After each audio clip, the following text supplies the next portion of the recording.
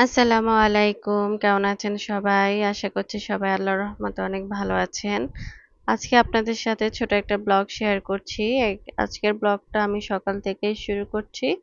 তার জন্য ঘুম থেকে ওঠার পরেই আমি প্রায় 5:30টার সময় ঘুম থেকে উঠে গিয়েছিলাম। তো ফজরের নামাজ পড়বো এজন্য আমি ঘুম থেকে উঠেই আমার সবসময়ের মতো আমি ফেস ওয়াশ দিয়ে আগে ক্লিন হয়ে নিই। তারপরে হচ্ছে গিয়ে আমার এই যে নামাজের অজু করেছি। নামাজ পড়বো আর হচ্ছে গিয়ে এই ক্রিমটাও একবারে লাগিয়ে নিচ্ছি। কারণ সকাল বেলায় যদি নামাজের শেষের পরে যখন আ বাসার কাজে লেগে যাই তখন তো আর আসলে ওরকম কিচেন থেকে এসে বা কাজের ফাঁকে আবার ময়েশ্চারাইজার লাগানোর আসলে টাইমটা থাকে না বা একটু আলসেমিও চলে আসে। যার জন্য আমি একদম সকালবেলা যখনই ফ্রেশ হই তখনই আসলে ময়েশ্চারাইজারটা লাগিয়ে নিই। তো নামাজ শেষ করার পরে আমি কিছুক্ষণ দোয়া পড়েছিলাম। তারপরে এই যে প্রায় 6:30 বাজে কিন্তু বাইরে এত রোদ উঠেছে দেখে মনে হচ্ছে যে 8টা-9টা বেজে গেছে। আমার বাসার সামনে বড় একটা গাছ আছে। আমি ঘুম থেকে উঠেই চেষ্টা করি যে গাছটার দিকে তাকিয়ে কিছুক্ষণ দাঁড়িয়ে থাকার। এই গাছটার মধ্যে অনেকগুলো পাখি বসে কিচিরমিচির করে আর সকালবেলার আবহাওয়াটাও অনেক ভালো থাকে। আর সকালবেলা সবুজ গাছপালার দিকে তাকিয়ে থাকাটাও কিন্তু আমাদের চোখের জন্য অনেক উপকারী। আলো বাইরে আর সবুজ গাছপালা কিংবা রোদের আলো এটা আমাদের চোখের দৃষ্টিশক্তি বাড়াতে অনেক সাহায্য করে। রাত্রে আমি ঘুমানোর আগে আমি সিয়াসিডটা ভিজিয়ে রেখে দেই। তারপরে সেটা আমি সকালে খালি পেটে খেয়ে থাকি। এটা আসলে অনেক হে উপকারী আমাদের শরীরে অনেক পুষ্টি যোগায়। প্লাস আমার যাদের কনস্টিপেশন এর সমস্যা আছে সেটাও কিন্তু এটা দূর করে। এটা আসলে অনেক ধরনের বেনিফিটস আছে। আমরা কম বেশি এখন সবাই এটার সাথে অনেক পরিচিত। যাই হোক এখন আমি রাত্রে বৃষ্টি হয়েছিল দেখেই মনে মনে ভাবছিলাম যে সকালে পরোটা খাবো। আলু পরোটাটাই খেতে ভীষণ ইচ্ছে করছিল। তারপরে ভাবলাম যে হ্যাঁ, এটাই খাই। কারণ হচ্ছে অনেকদিন রমজান ছিল পরে অনেকদিন অনেক গরম ছিল যার জন্য আর সকালবেলা পরোটাটাই খাওয়া হয় নাই অনেকদিন ধরে। আজকে যেহেতু একটু বৃষ্টি হওয়াতে ওয়েদারটা একটু ভালো ছিল। তাই ভাবলাম যে একটু পরোটাটা বানিয়ে ফেলি আর এটা খেতেও ভীষণ মজা। আর আমি এই পরোটার আটাটা বানানোর সময় একটু কুসুম গরম পানি দিয়ে ডোটা করি। এতে করে হচ্ছে যে পরোটার যে ডোটা সেটা অনেকটা সফট থাকে। রুটিটা বানানোর পরও অনেকক্ষণ পর্যন্ত রুটিটা নরম হয়, শক্ত হয়ে যায় না। আর তার জন্য খেতে আসলে ভীষণ ভালো লাগে। তবে একদম নরমও না আবার একদম শক্তও না এরকম একটা ডো করে নিয়েছি।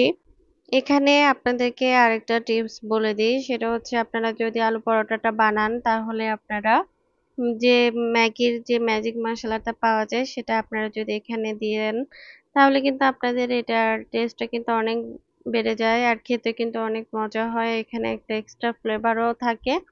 তো যাই হোক আমি এখন আলুগুলো সিদ্ধ করে রেখেছিলাম। তারপরে আমি সেগুলাকে কাঁচা মরিচ, পেঁয়াজ আর এই ম্যাজিক মশলাটা দিয়ে হচ্ছে ভালো করে মেখে নিবো। এখানে আপনারা চাইলে ধনেপাতাটাও এড করতে পারেন। আমার ছেলে আসলে ধনেপাতা মুখে পড়লে সে আসলে খেতে চায় না। যার জন্য আমি সেটাকে স্কিপ করেছি। আর আরেকটা কথা যে আমাদের ঘরে যাদের বাচ্চা আছে, বাচ্চা না থাকলেও আমাদের ফ্যামিলি মেম্বারদের কিন্তু যার খাওয়ার সিস্টেম হিসেবে বা কে কি পছন্দ করে না পছন্দ করে ওই হিসেবেই কিন্তু বাসায় আসলে খাবারগুলো বানানো হয়ে থাকে। রেস্টুরেন্টের কিভাবে অথেন্টিক কোনো রেসিপি এরকম ফলো কিন্তু আসলে বাসায় সবসময় করা যায় না। তো আলু পরোটাটা খুব একটা নরমাল জিনিস আর কম বেশি এটা নিশ্চয়ই সবাই বানিয়ে থাকে বা খেয়ে থাকে। কিন্তু আসলে আপনাদের মেইন জিনিসটা হচ্ছে আপনার আলুর যে ডোটা সেটা আর আপনার যদি পরোটার ডোটা যদি ভালো হয় তাহলে সেটা আপনার খেতে ভীষণই মজা হয়। আল্লাহ তাআলা আমাদের প্রত্যেক মানুষকেই কোনো না কোনো দিক থেকে কোনো না কোনো গুণ দিয়ে পৃথিবীতে পাঠিয়েছে। কিন্তু আমাদের একটা সমস্যা হচ্ছে আমরা নিজেদের মধ্যে নিজেদের গুণগুলোকে খুঁজে বের না করে অন্যরা কি করছে, কে কি কাজে সফল হচ্ছে আমরা সেটা নিয়ে বেশি ব্যস্ত থাকি। আমরা ভাবি যে কেউ একজন এটা করে সাকসেস হয়েছে। তাহলে আমাকেও সেটাই করতে হবে কিংবা আমি কেন সেটা করে সাকসেস হতে পারছি না।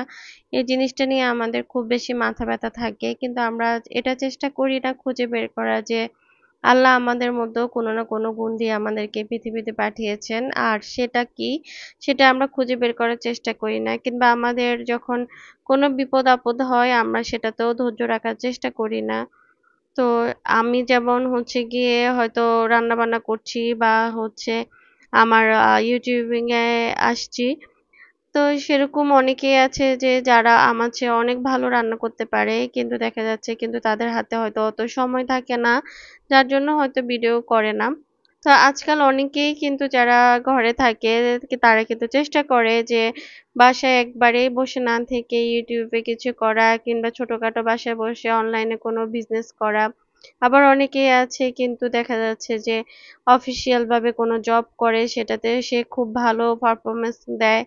তো আসলে একেকজন একেক রকম। এখানে আসলে কেউ কারোর থেকে কম না, কেউ কারো থেকে বেশিও না। আমাদের সবসময় এটা মাথায় রাখা উচিত যে আল্লাহ আমাদেরকে যেভাবে যে অবস্থায় রেখেছে আমাদের সবকিছুতেই শুকরিয়া আদায় করা উচিত। আর আমাদের হচ্ছে যে নিজেদের গুণটাই খুঁজে বের করা উচিত। অন্যের গুণ, দোষ, ত্রুটি এগুলা খুঁজাখুঁজি না করে। এতে করে আমাদের মানসিক অবস্থাটাও ভালো থাকবে। আর আমরা নিজেদের প্রতি আত্মবিশ্বাসীটাও হয়ে উঠতে পারবো। যাই হোক আমি আপনাদেরকে আমার পরোটাটা দেখিয়ে দিচ্ছি। এটা আসলে এতটা সফট হয়েছে আর ভিতরে পুরো পরোটাটাই ভিতরে পুর ভরা ছিল। তো আমি আসলে সকালবেলা দুধ চাটা নিতে চাই না এখন। সেটাকে তার জন্য আমি একটা ব্ল্যাক কফি নিয়ে নিয়েছি। আর সেটার সাথেই খাচ্ছি। তো আমি আমার জানালার পাশে বসে খাচ্ছি আর বাইরে পাখিগুলো কিচিরমিচির করছিল সেটা দেখে খুব ভালো লাগে আমার। সবাই ভালো থাকবেন। আল্লাহ হাফেজ।